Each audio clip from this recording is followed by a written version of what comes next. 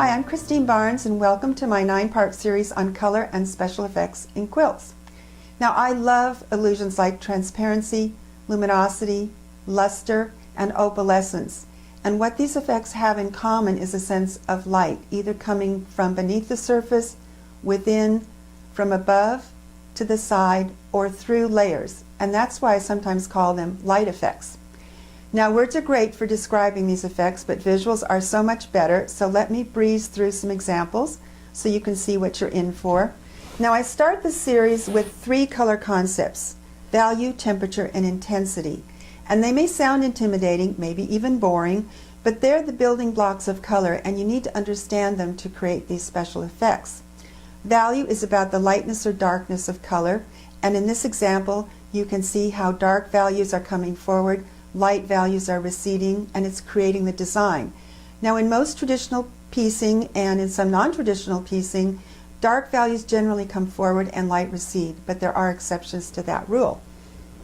Temperature is the next concept, and that's about how warm or cool a color is, and it also has an advancing receding quality that allows you to use visual temperature to put the focus or the attention on a certain area of your quilt or a certain part of a block. We'll see how that works in a bit. Intensity is the third of the 3 color concepts, and it's a little more challenging, especially for beginners. It's about how bright or dull the color is, and it probably does more than any other aspect of color to set a mood or create the personality of a series of blocks or a quilt. We're also going to get acquainted with the color wheel. It's an awesome tool for quilters, and it has color ideas that I guarantee you would not think of on your own. I'm going to show you the same block made in different combinations so you can see the possibilities. This is a King's Crown block made in a split complement, and while that sounds theoretical, you'll see that it's much easier to put into practice. Now there are other color systems and color wheels, and I suggest that you check them out and use the one that works best for you. We're going to take a look at the kinds of fabrics that create these effects. I call them magic fabrics. That's a term I came up with. These happen to be a printed gradated violet fabric and a hand-dyed fabric that has lots of different kinds of colors. And you need these kinds of fabrics to make these effects, so you'll find out a lot more about what to look for. The special effects themselves, I think you'll love working with these illusions. They're surprisingly easy to create when you understand these concepts that are behind them. Transparency is the illusion that one color is lying on top of another, and where they intersect, a third color is created. In this example, I've done a transparency of color, value, and the design, so you get the sense that the design is flowing through the centerpiece.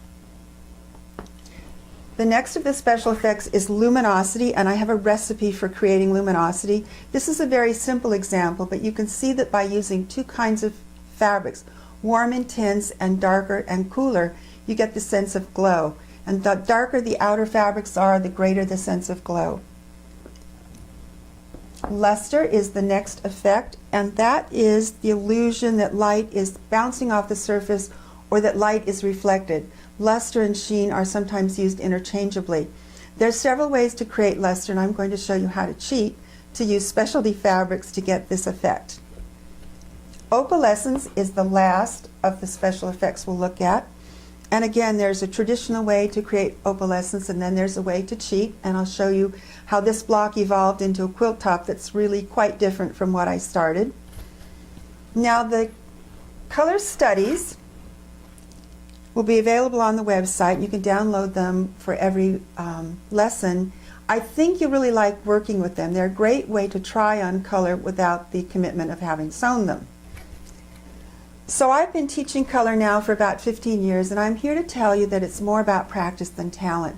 A wonderful way to get that practice is in a color workshop or in a small group, and that was the idea behind my book, The Quilters Color Club.